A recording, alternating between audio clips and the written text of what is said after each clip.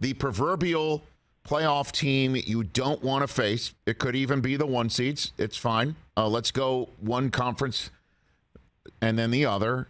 Going into the tournament, 14 teams left. The proverbial AFC playoff team you don't want to face is fill in the blank right there. Okay, like the Bengals are the hottest and best team in the AFC.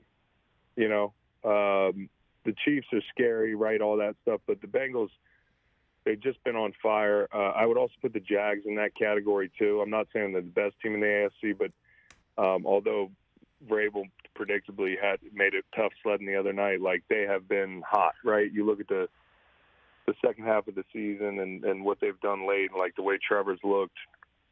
They're a tough team. They play fast.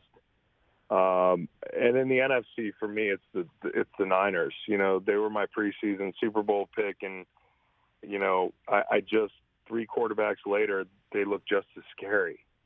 And they got a really nice draw in the Seahawks, a team that they've beaten twice now. They beat them recently. They have some problems at corner.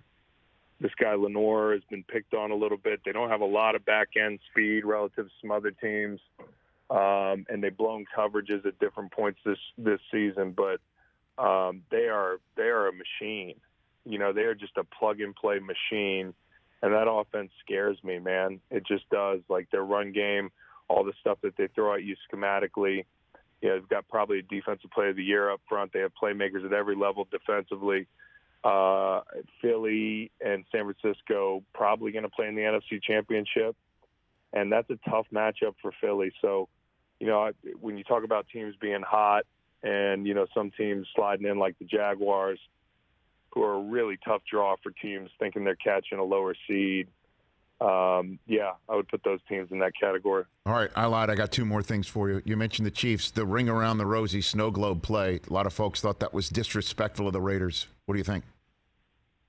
Man, I don't know, because I actually was, at first when I saw it, I was like, hey, that's too cute, you know, like, what are we doing?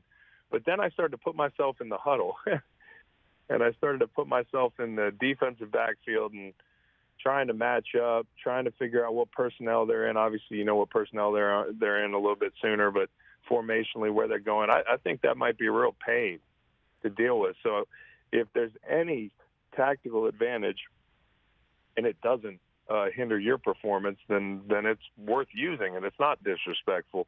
So maybe we'll see that again somewhere. Catch the Rich Eisen Show every single day on the Roku channel, 12 to 3 Eastern, for free.